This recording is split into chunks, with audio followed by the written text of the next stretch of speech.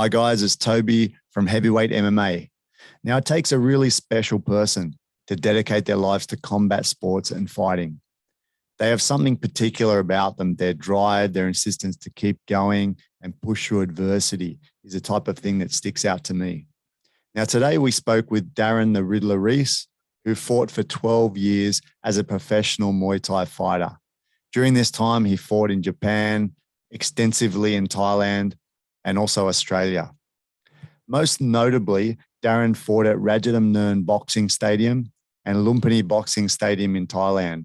Now, this is the mecca of Thai boxing, and it doesn't get any higher than that. So now Darren is running Riddler's Gym. He's had several of his fighters raise up as champions. And today we had a chance to talk with him. So sit back, have a relax, have a listen. I hope you enjoy it. It's Toby from Heavyweight MMA here today with Darren the Riddler Reece, a gentleman well renowned for his Muay Thai skills and Muay Thai coaching, along with being a professional fighter for a long time in Australia. So very happy to have you today, mate. Thanks very much, Toby. Cheers for having me on. Now, Darren, I first heard about you back in the day, fighting professionally in Australia, one of the well-known fighters over there. Saw a few of your fights back there just by video, etc. And then over the years, heard of your successes as a coach as well, having had some very successful fighters. For me, it kind of sticks in my mind, guys like Eugene Eckelbloom, Chris Tiger White, kind of that generation, and Kim Olsen, these guys. And I'm sure now you've got a lot of new fighters coming up through the ranks as well. And then more recently, I heard about you because of your interviews, etc. Mark Pease, a friend of mine. And and I just wanted to get you on to have a chat, pick your brain a little bit. Awesome. Thanks very much for having me. Man, I know it's going to be boring for you because you've done this a few times, but just a little bit of an intro about yourself. Don't need to go too far into it, just for people that are listening that aren't aware of you and your history, if you don't mind. Okay, yeah, no problem at all. Yeah, I got into Muay Thai. Well, actually, I started in a martial art called Zendokai, which was run by the Bob Jones Corporation, which was pretty much a lot of people from my into the sport because the Bob Jones Corporation bought, parts of Muay Thai and, the early days of Muay Thai from Thailand, from trips over to Sit Yatong Gym. They introduced it to Australia, and so they were running the Zendokai and the BJC Muay Thai at the same time. So I initially got into and started in the Zendokai, but my instructor was competing in in the early Muay Thai days. Most of it was Mod Thai and stuff back then. So a large part of our training was sparring and hitting pads and things like that. And then we'd do other nights of self-defense and katas and those kinds of things. But it was obviously, the pad work and the fitness kind of things, coming from a fitness background, I really enjoyed and thrived on. It was good that you actually came across a teacher that was involved in contact fighting, or you may have just been you might have just ended up doing the traditional martial arts and not gone into a competitive sort of side of things, right? Yeah, super lucky. Yeah, super lucky. Like it was meant to be.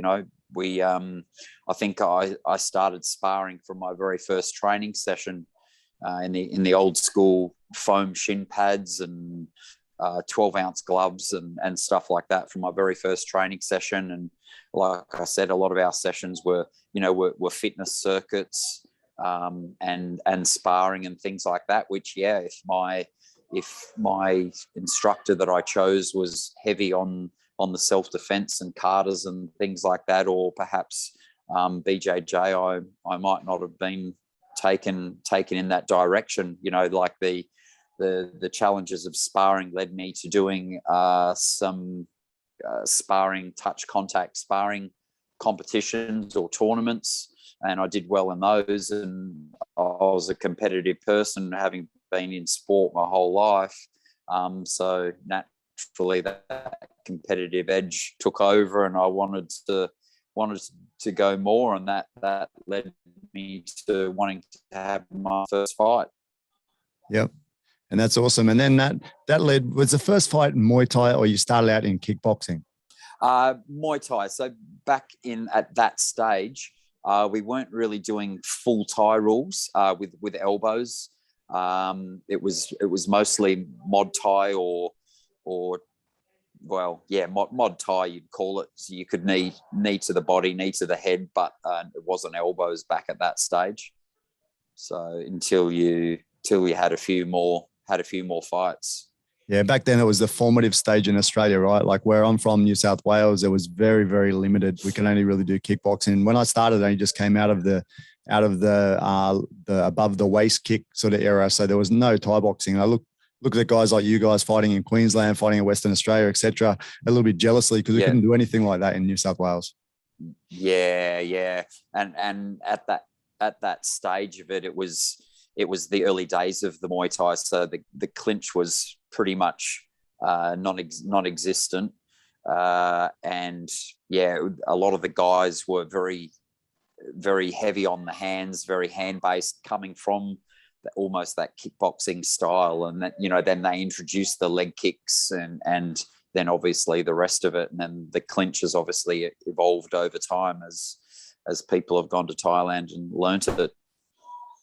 Yeah, and then to skip a bit faster through your story, you went to Thailand, spent several stints over there, be it sometimes for a long period, sometimes for a few months. Over the years, is it a 10-year period of fighting? It was 12 years in total. First trip to Thailand was in '93. That was one of Stefan Fox's very first Thailand tours that he runs, and then, back in '94, back in '95, spent a little bit of time in Melbourne for 18 months, and then pretty much lived in Thailand and some time in Japan from '97 to early 2000.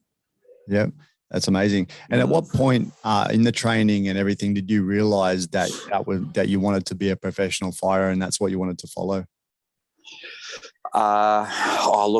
Very early on, I realized it very early on. I was very much into my sport. I was a swimmer from when I was really young, until I was 15, 16. A few shoulder injuries led me into triathlon training, and I did really well in that. I had a couple of accidents and close calls on bikes with cars, and so decided to get into martial arts, self-defense, and my competitive nature took over. Yeah. And were you the type of guy that you got a taste of it and then you were training like every day, or was it just a slow every day? Into it? Yeah, I think from the get-go, I was pretty much training every day, and it was all I wanted to do. I was actually, at the time that I had my first couple of fights, I was actually at university studying, and all I wanted to do was train, and I wasn't enjoying the course that I was doing. You got sick of looking at feet, did you, mate? Or definitely. What it wasn't what I wanted to do, podiatry, in the end. So much to my parents' horror, I dropped out of uni to concentrate on training and pursuing Muay Thai, which was a very, very risky thing back then. But I dedicated everything to it, and it was all I wanted to do, and it ended up working out. That's it. It's a common thread amongst some of the people that I've talked to is as soon as they get the taste for what it is, whether it be karate, kickboxing, Thai boxing, MMA, they touch on it and then they just can't stop, and they're driven to be there every day training as much as they can, and that leads to the success of people like yourself of being a top-level professional fighter and being a top-level coach. That drive to just keep them going. It separates you from the casual sort of martial arts person that just trains a bit to keep fit. You guys just become addicted to it, and it doesn't stop, right? Yeah, that's it. It's it's that saying of find one thing in life that you want to do or that you're good at, and just focus on that one thing, and cancel out the outside distractions if to help you be the best that you can be, and that's that's what I did, I guess. It's quite interesting that you're quite cerebral about it as well, and calculated that you, along the way, you're kind of planning for the future of it. It's not just a flash in the pan. You're not thinking after this, I'll go and do podiatry again, or whatever. You plan to run a gym successfully and everything. As your career came to the end, you were prepared to be jumping straight into that, right? Or you kind of crossed over on the way, yeah? Yes. Yeah, I was actually teaching sort of like the BJC system. They like you to get out and start teaching, obviously, because you open up a stable or a gym, and also when you're teaching, it also obviously helps you learn it even better as well, and taking students under yourself. So I was teaching very early on, like I think even before I started fighting, I was starting to teach it. Thinking back now, I think, my God, what was I actually teaching compared to what I knew back then to what I know now. But I ran with that, so I got teaching experience very early on, and then obviously I got into my fighting and traveling away and being in Thailand. So I stopped teaching, but I knew very early on in my time in Thailand that I wanted to be a teacher and I was going to open up a gym. And so I started making those plans from very early on. And I've still got notebooks full of notes and structure and curriculum and name ideas and all those kinds of things that I had looked at over time and developed. Yeah, they were written in stone, right? You just scratched it into the stone. It was before the internet and all that, wasn't it? Yes, yeah, that's right. Yeah, and then, so yeah, you mentioned that. I heard you mention it when you were talking with Kaylee on interview. It's quite good that you've got that record, right? That you can look back and see how far you've come and everything. It's amazing. Mm-hmm.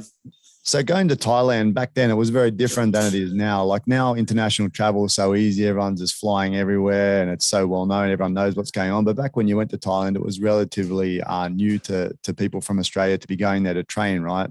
Yes. Yeah, there was sort of the main people at that time. There was a guy from Perth that's like a real pioneer of doing the real Muay Thai style, and that's Damien Meyer. It was someone that I really used to look up to, and he was living at Sityodtong and had been training there and fighting from there. So he was a legend to all of us guys that were fighting at that time. I remember my instructor got him in to do a demonstration one night and talk about Thailand, and he just did some pad work, and it was just like mind blowing, the sound of him kicking the pads and the noise that he made, that that Thai noise when you do a kick and strike. And it was just, oh man, I was just like, man, I want to be like that.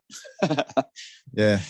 And then, so what was Thailand like for you? What was the experience like for you? Because I know, coming from my background, going to a country like that when I'm a young man, it would be very, very different world to me.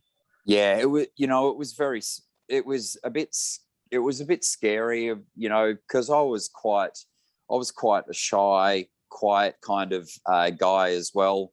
Was obviously still living at home at that stage as well. Hadn't had my eyes opened up to the world, was just sort of out of school and starting to work part-time and still be studying and living at home. So yeah, it was all a shock. I was lucky enough, actually. I was just writing about this last night. I had to write an article on something to do with this topic. My first Thailand experience was on Stefan Fox's his first Thailand tour. So I got to go and meet up a group of people. But at first, I was flying on my own from Perth, arrived at Bangkok airport, had to catch a cab, not speaking any Thai, and the English by all the Thais back at that stage was pretty damn rough. I had to catch a cab into Bangkok, and I just remember just seeing the traffic on the freeways and bumper to bumper traffic, even at like midnight. It was just mind blowing. Getting into the Bangkok city streets and meeting up with the other guys from the tour the next morning. But, you know, it was a good introduction to Thailand because we did everything. We were in a group and we had group training. We had a couple of days in Bangkok. Then we went down to Koh Samui and trained down there for 10 days and then came back up to Bangkok to go see some fights at Lumpinee and shopping and all that kind of stuff. So it was a good introduction. It gave me the bug. And after that, everything about my life was about training and getting back to Thailand. Yeah, man. I remember those trips, those organized group tours over there back in International Kickboxer being advertised and thinking about it myself, thinking, oh, that'd be amazing. But yeah, cash is a bit short, you know, back then. So I couldn't quite get on a tour. But yeah, that's amazing that you got that nice controlled, you know, assisted tour first just to set the feeling and then you can follow on your own, right? Yeah, everyone was going through the same, you know, amazing Thailand feelings and going places and learning about the training, you know, that new volume of training. Yeah. You know. Yeah, that's the thing, man. And then would you better touch on, I'm sure you've talked about it before, but just the differences between, or the culture first of all, and then how that differentiates the training style between like our gyms that are in Australia or US or wherever versus the Thai gyms?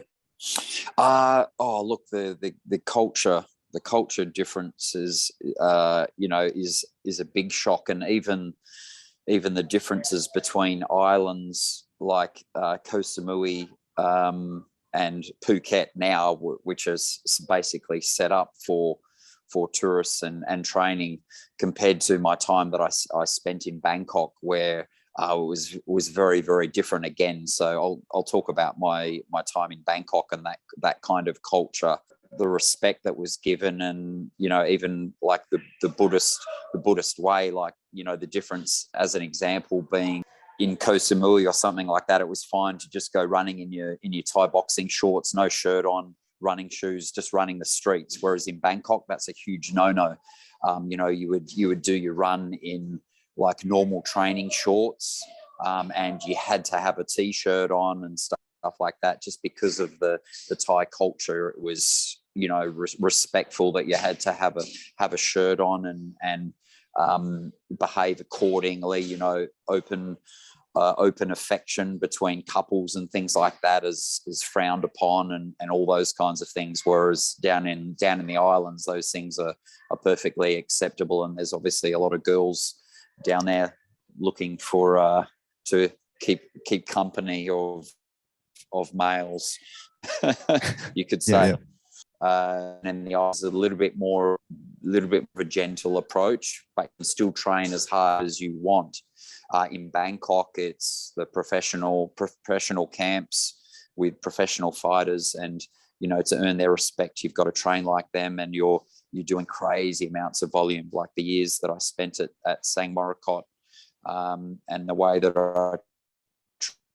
I did the same train as the guys that were fighting at Omnoy Stadium, Rajadamnern and Lumpinee Stadium, and doing the same kinds of sessions, the same kinds of runs, the same pad work, the same kind of clinching and everything like that. So huge. And obviously, you know, the volume is the big difference between Thailand training and training in Australia.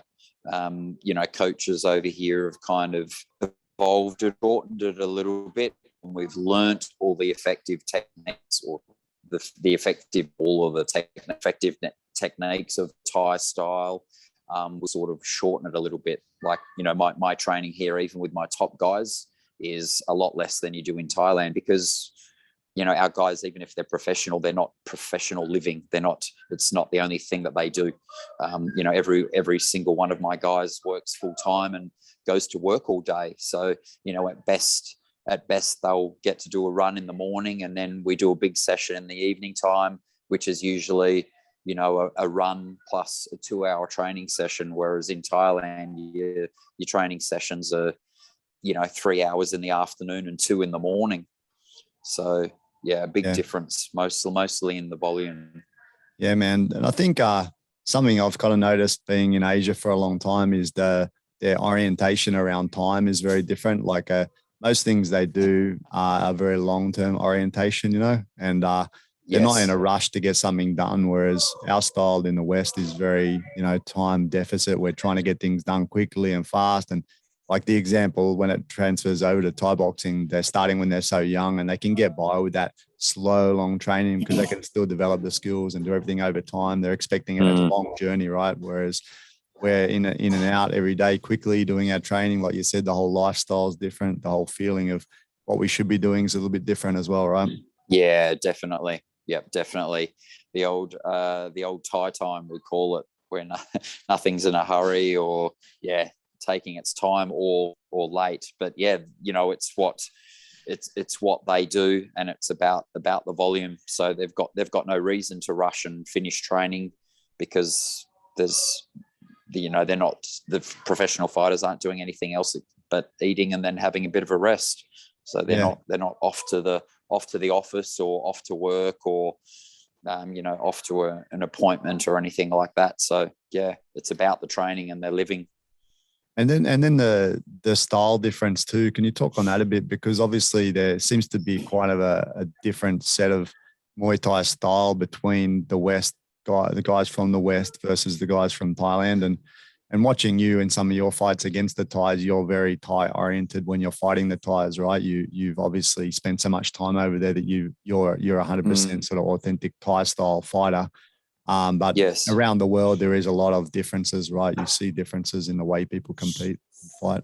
Yeah, definitely. Look, I got that style of fighting because I spent long there, and I fought in the places where you needed to fight Thai style. You couldn't just go in there, and I wanted to fight that way. I didn't necessarily want to be a Ramon Decker. That style didn't suit me, going in there and relying on your hands to win, and you're getting kicked in the forearms and getting scored upon. I wanted to do the Thai style and try and beat them at their own game. Learn to clinch, learn to outkick them, and that was a challenge for sure.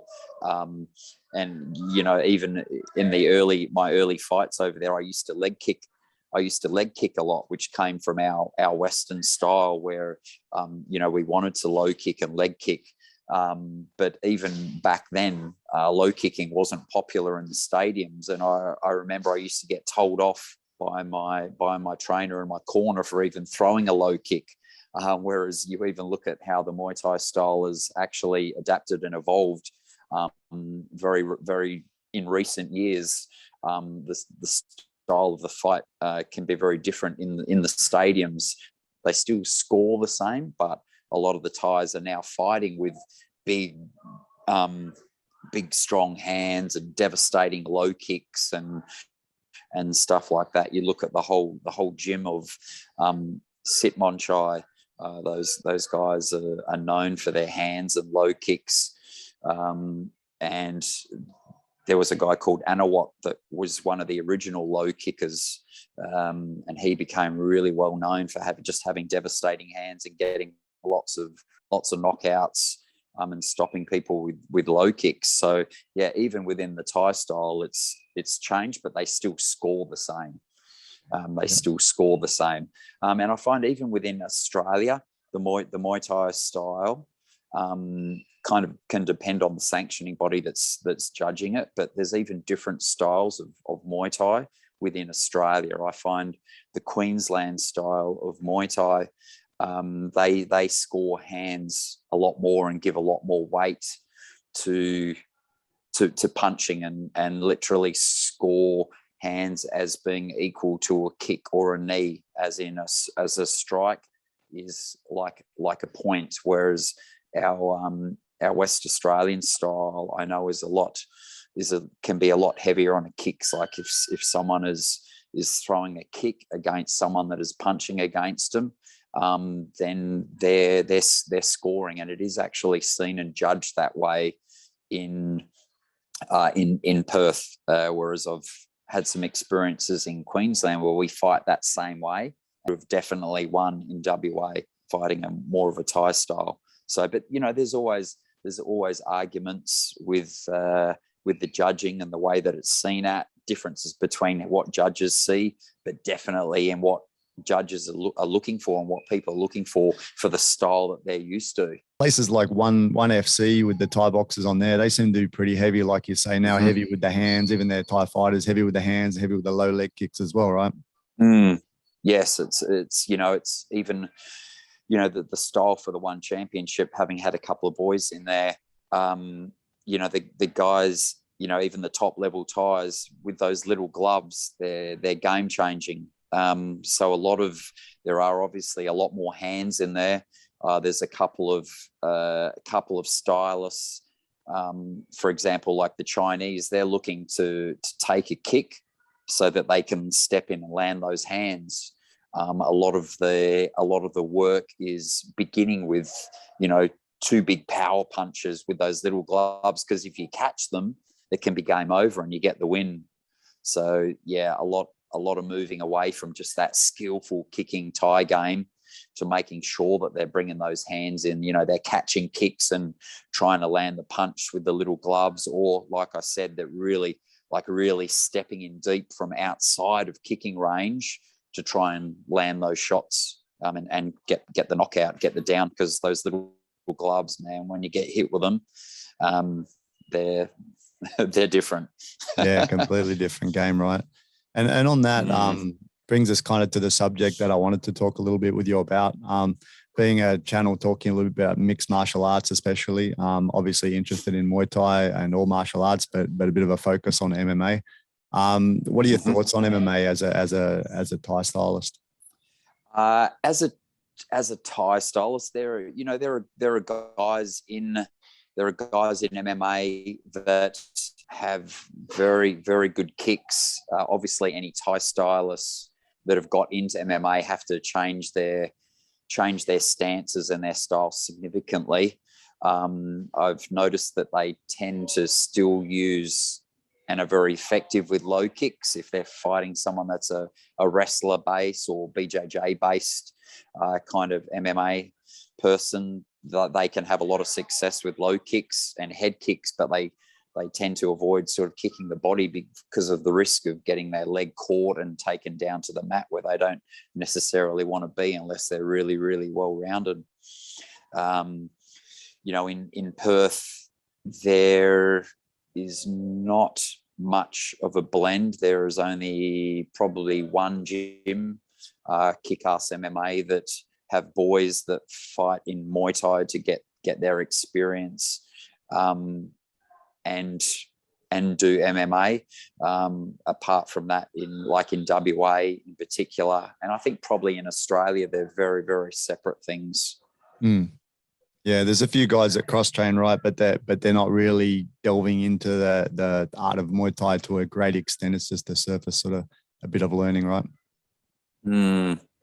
Yeah, and I think also in Australia and WA in particular, I find and feel that there's not many MMA promotions. I don't think it's really, really taken off here like it obviously has in America and Canada and stuff like that. Even there's a lot of people that train, but less people that compete or are willing to compete. So I'm finding that there's not that many promotions. So in order to tie in that or fill in that gap between MMA bouts, then a couple of them are choosing to have Muay Thai bouts. Yeah. And man, what are your feelings on it generally as a sport? Like, do you like it, or you're interested in MMA or not interested at all? To be honest, I'm so absorbed in Muay Thai that I tend not to spend too much time watching it. I got into it in the early days when there weren't many promotions of the UFC. It used to be a bit of a thing when it was on once a month or whatever. I used to really enjoy getting into it and seeing some of the old school names with UFC. But as the number of promotions have increased, but also so as the busyness of my gym and the number of fighters that I have, I found I haven't spent as much time watching or following it, just because I seem to be so damn absorbed in Muay Thai and my team. Yeah, there's only so many hours in a day, right? So sometimes we need to focus on certain things. You mentioned in one of your interviews about some of the benefits that have come from MMA, which is some of the advances in things like strength and conditioning, etc. What sort of things do you think it's benefited you guys in, Thai boxers in? In terms of the strength and conditioning, and most definitely the nutrition and the weight cutting side of that. You know, obviously there's a lot of money in MMA. There's a lot of professional fighters, and so there's a lot of money and research and time has been spent and is being spent on evolving those scientific sides of MMA to make the guys better fighters. And so that is crossing over into Muay Thai fighters, because they're seeing what can be done with nutrition and how to make weight cutting better and safer and much more scientific.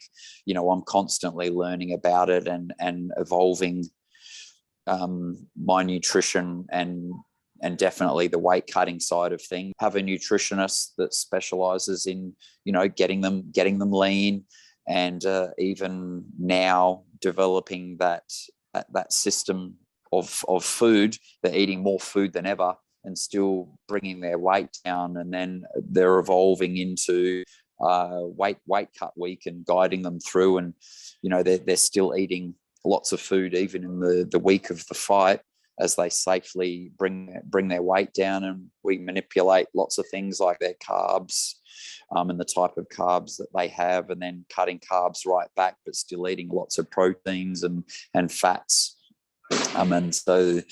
And plus, of course, the science of water loading and then cutting that water. It's just getting better and better all the time. That's awesome for the athletes. And what about rest and recovery? Do you do anything interesting like your ice baths or saunas or all this sort of thing, or anything else?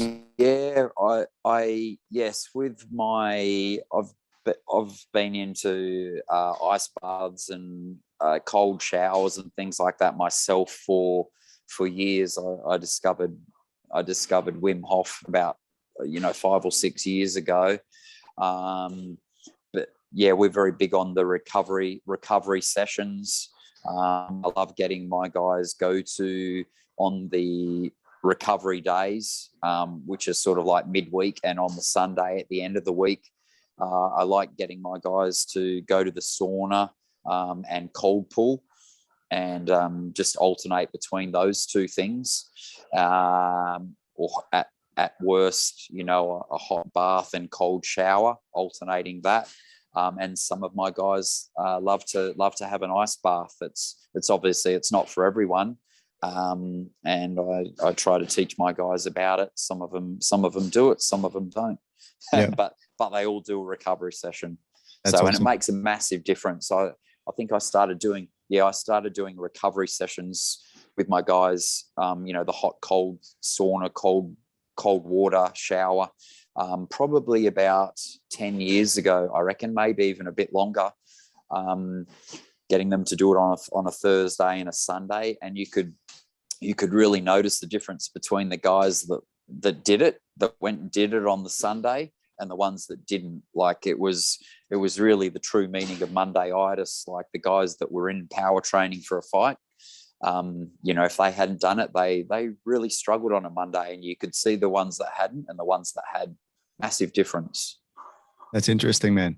And talk about your gym a little bit more. I see mentioned in the sign behind me here that it says you have BJJ as well. Have you ever taken part in that, or it's a completely separate operation? Yeah, I started training in BJJ probably about 10 years ago, just as a hobby after I finished fighting, and I got into strength and conditioning, and I started doing some BJJ, and I really enjoyed it. And with sort of the evolution of gyms and how they've been, I found it was good to bring bring something else in to add the appeal to the gym.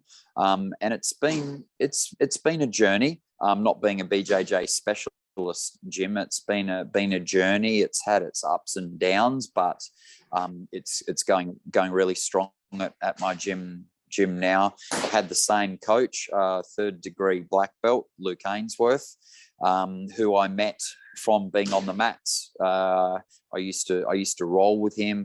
Really liked how he was, his demeanor, and as a teacher.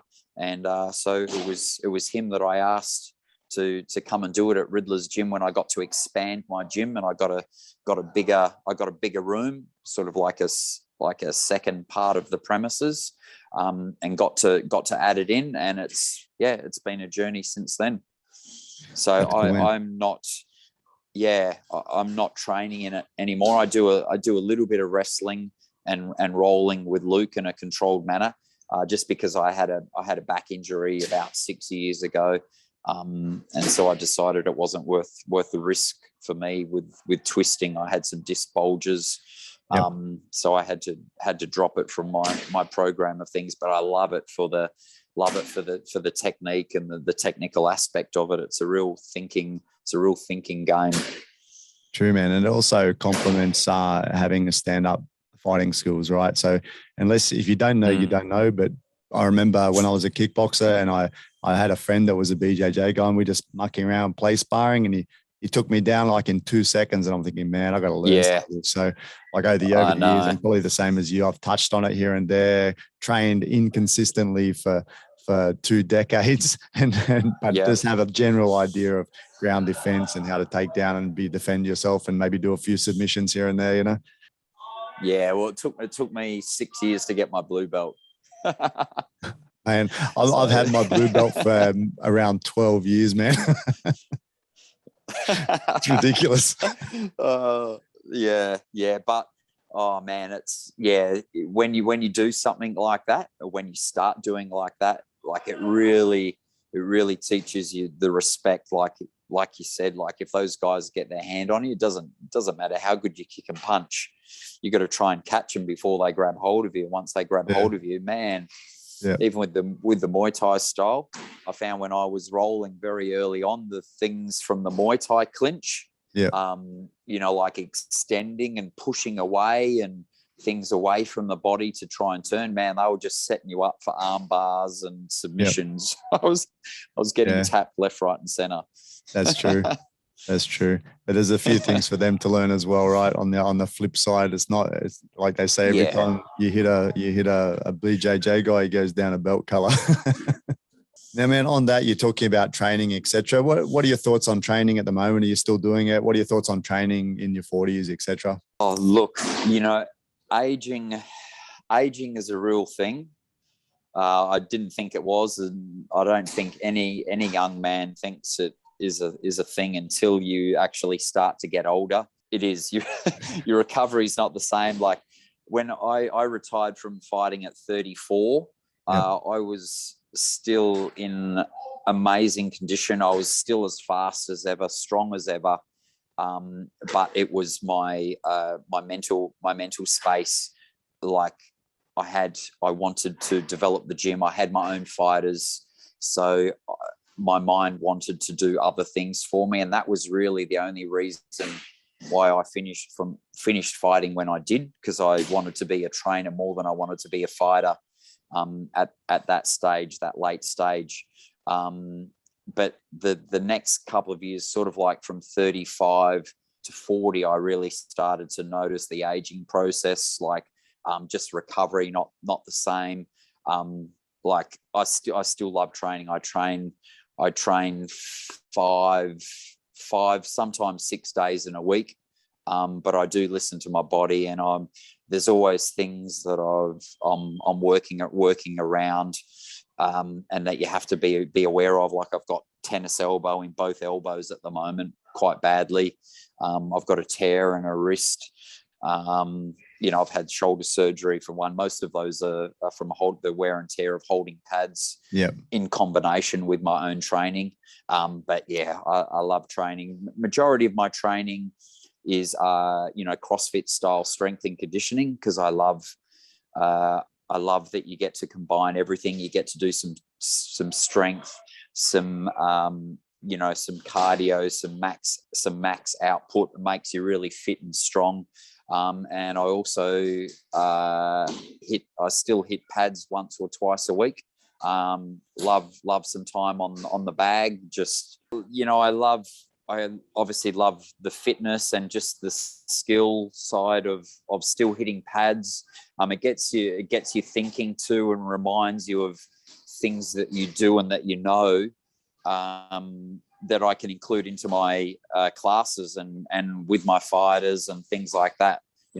Remind yourself of, oh yeah, I used to do this or this little trick or that trick or this works, and it reminds you of things that you can pass on to your fighters. Because when you have a strong structure and you're thinking of basics and structure and all those kinds of things for your classes, sometimes you can forget about the little tricks and some of the things that you've learnt if you're not using those. If you don't use it, you lose it, kind of thing.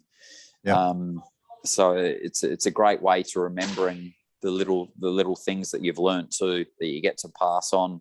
Hey, and about your gym, I heard you talking quite a bit about just different things that are related to the gym. And I got the feeling that there's a bit of a code and a bit of like maybe martial arts tradition or Thai style tradition or even karate tradition in the way you run your gym. Like there's certain ethics you abide by in the gym, from the sound of what you're saying about how you expect people to behave, how you structure the training, who you choose to be the teachers.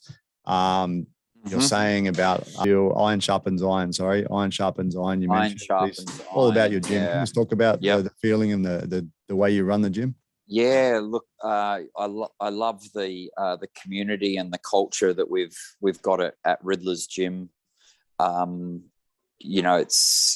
We obviously have a lot of people here training over different areas of the gym at different times. So a lot of times people don't know other people, until they've been here for a long time, because they don't cross paths very often.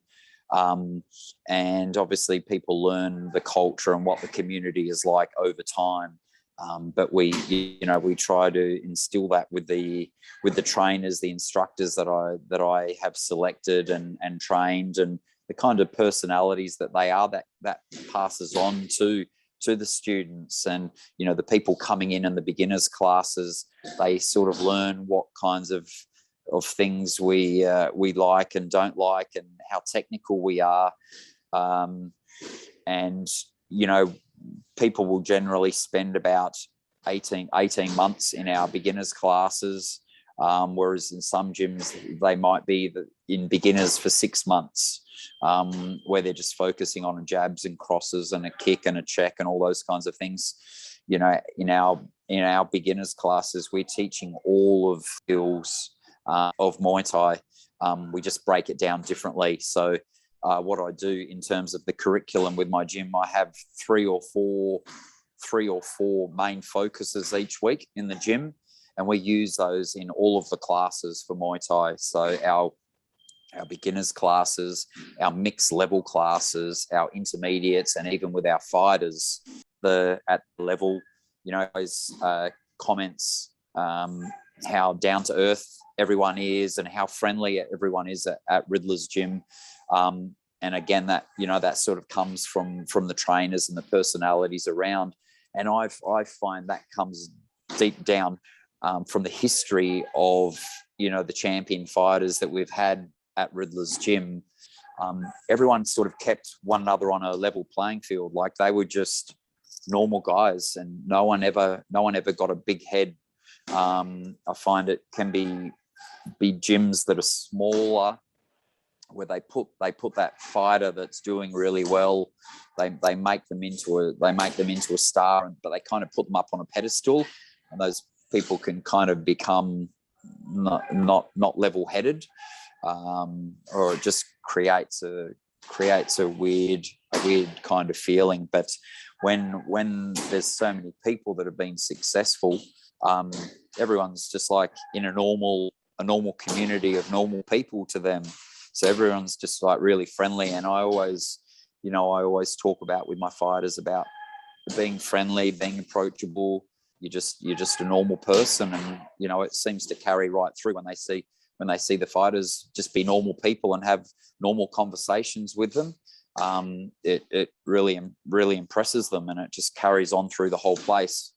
So when you've got someone like Kaylee taking a class of people and just mixing and enjoying it and not thinking anything of it, it's just normal for us, Yeah. So it creates a good community, a good feel. That sounds great, man. And do you have any promotions coming up, man, over that way? There are a huge number of promotions coming up over here. Myself and Kaylee are taking a little break from doing our epic fight promotions and evolve shows at the moment. Yep. Just with a little bit of what's going on in the world. Because we used to rely heavily on interstate and international opponents for our epic shows. Two boys, Maddox that's 4.5, almost 5, and Leo that's 2.5, 3. We're obviously trying to spend time with them. Don't want to get caught up too much on top of Riddler's gym business and promoting a show, because it just takes all of your time, and we don't want to be in that space at the moment. So, and we're finding it's not necessary because there are so many other promotions going on in Perth. Like my fight team is just hugely busy. We have been very, very lucky here in WA with COVID. We've had only a couple of closures. Our friends on the East Coast in Victoria and New South Wales in particular are going through a really tough time at the moment. Yep. And have been for a long time. So you really, really feel for those guys. For us in WA, obviously we're staying very isolated, but WA Muay Thai is just going so strong for all of the levels. Everyone seems to be getting fights. So yeah, there's a huge number of fight shows coming up. I think in October we've got 3 or 4 fight promotions, and then November there's a show every weekend. Yep. So yeah, busy times. That's cool, man. Good to keep you busy. Man, I don't want to keep you much longer. So just the last point, is there any way people can contact you? What's the best way if someone wants to come over and train with you or come and check out your gym? Is it best to go through Insta, Facebook? What's the best one? Yeah, either of those. Yeah, Riddler's Gym on Instagram if you like to follow the gym, and I like posting stuff about and keeping things very current with the fight shows. Always try and do a post about the fight shows as soon as I can after the fights. But yeah, definitely follow us on Riddler's Gym, and you can send us a message through there, Instagram and Facebook, Riddler's Gym. Great. All right, man. Thanks so much for your time. And maybe in the future, I'd like to have a chat with you again, maybe a structured around a bit of different sort of details we can talk about, because you can't really talk about so much in an hour, but you've got so much knowledge. It'd be good to drill into a little bit more at another time, if that's all right, man. Yeah, that would be awesome, Toby. I'd look forward to that. Thanks for having me on today.